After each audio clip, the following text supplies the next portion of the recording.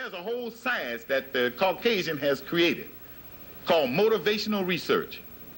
You need to go in the library and get some of those books or buy them if necessary, but don't spend a lot of money on them because some of them are expensive. But go in the library and begin to read some of those things. It'll open your eyes wide. You know, there's one called Human Engineering. I can't remember the author. But there's one author who has put out about 5 of them that are excellent. His name is Vance Packard.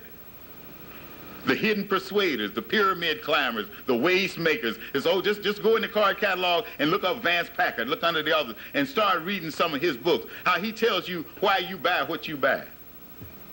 You know? Tells you why you buy what you buy. Why you do what you do. It used to be that the advertising agencies did a hit or miss thing. They put a slogan out there, put a picture out there, and if it didn't work, they draw it and come up with another.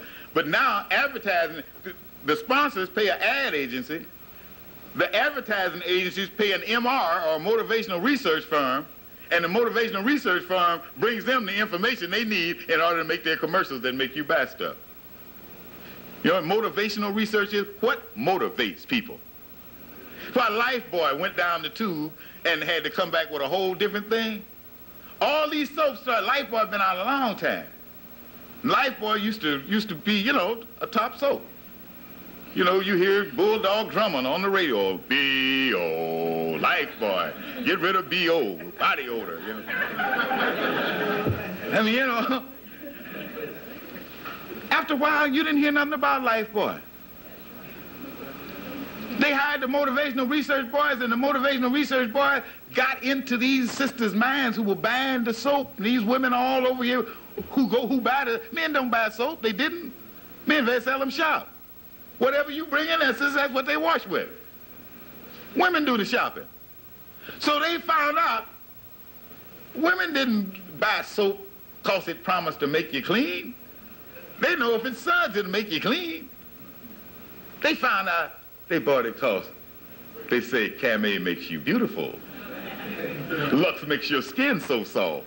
Understand? They found out the things that they thought, hey, that soap ain't doing nothing no other soap ain't doing. But they buy Lux, they buy Camay, they can buy Cashmere Bouquet because they make them smell sweet. Okay? Not clean. They think all of them make you clean. Let me tell you something. Y'all look at what's his name? Tom Selleck. Now, you may remember him as the Marlboro Man. Okay?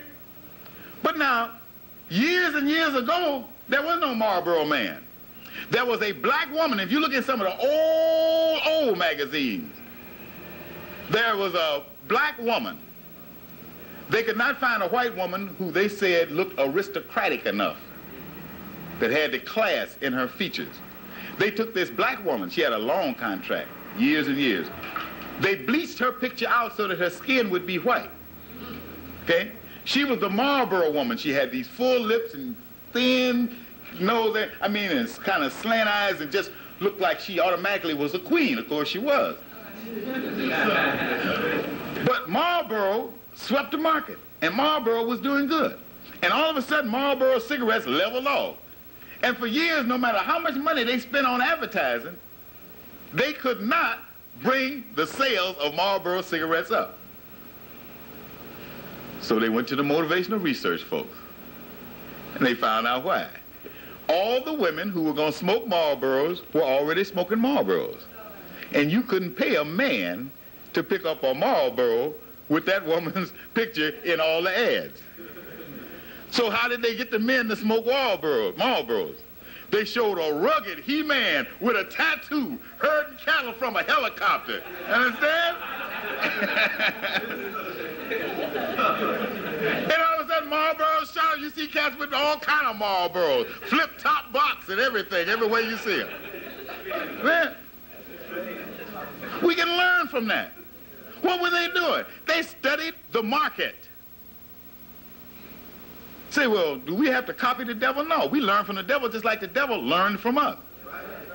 You've got 24 of the wisest beings, the 24 wisest beings on earth who have had, they won't have it anymore, but who have had a responsibility Every 25,000 years, they write what is known as prophecy, but what the Honorable Elijah Muhammad refers to as history. History in advance. The history of what's going to happen for the next 25,000 years. And when the time comes that a portion is needed, they raise up a man known as a prophet or a messenger, and they send or deliver to him a portion of the scripture that fits his time or that he should deliver for people in a future time. They give it to him. This is how they write history. But how do they gather the information to know what's going to happen 25,000 with all their wisdom now? They don't just sit down and say, well, now I think that in 10 years and 100 years and 1,000. No, no. 23 of them go out across the world among the people and listen to the people and find out what's on the people's minds.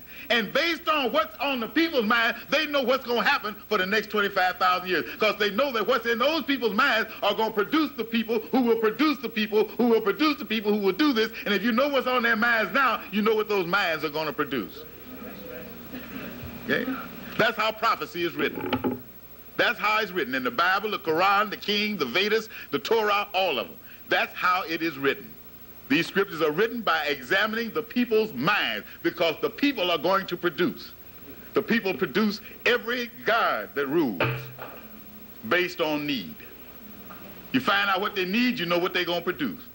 Find out what they're yearning for. But whatever they're yearning for, they're going to produce. That's why you hear Minister Farrakhan talk about how Nat Turner and Denmark Vesey and Marcus Garvey and all, they didn't come about by accident. Their mother and father alone didn't produce them. They were produced by their people. By years of yearning for a champion to do certain things for them, this whole black nation here produced those people. That's who produced, not Mr. and Mrs. Garvey, Mr. and Mrs. Turner. Chances are all of them had other children. Why didn't they do that? Why was it this one? Because this one had all the concentrated yearnings of his people for all those generations, waiting for somebody, yearning for somebody to do a job. So by knowing what was in the people's minds when they first came off the slave boat, if you are wise enough, you could have listened to the first slaves that hit the shore. You could have known, you would have known that the Honorable Elijah Muhammad would be born and raised up right here in America.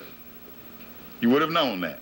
We can do it in hindsight. We can go right back into history and show you every landmark, every benchmark, and show you why it was logical and reasonable that he would be born here. But none of us were wise enough to do it in advance. We can do, you know, hindsight is 20/20. They teach you that. So we can go back and show you why it was logical that he would be, but there were those who already knew that. Before we even came over on the slave ship, they already knew it. There was a man 50,000 years ago who knew what must happen. That's why we were down there in Africa in the first place. We weren't always down there.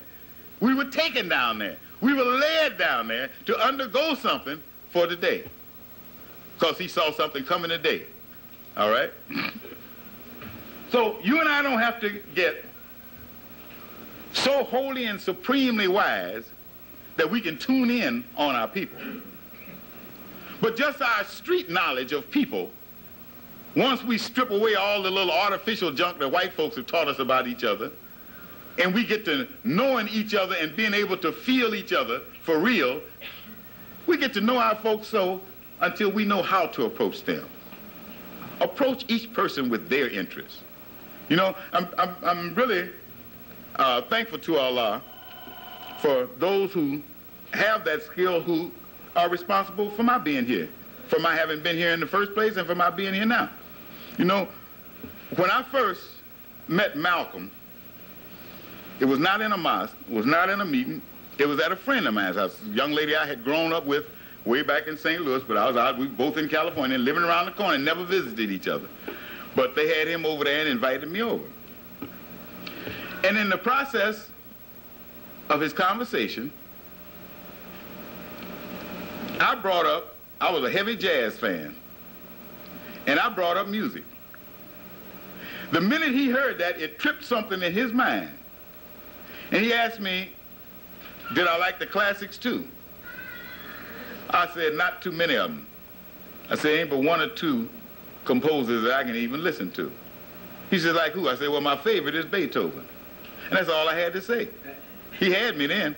When he told me Beethoven was black, I ran dead to the library. You understand? So that opened up my mind. But what did he do? He approached me when he saw where I was coming from. He approached me with that. He didn't start trying to teach me something else. He saw where my interest was, and he zeroed right in on my interest. Okay? The subject that I taught Sunday before last. I had been raised in the Catholic Church. I never paid any attention to that. But when Minister Farrakhan stood up, and I did not know that he had stood up, and he had come looking for me, you know, according to him and some who were with him. And finally, he ran into me.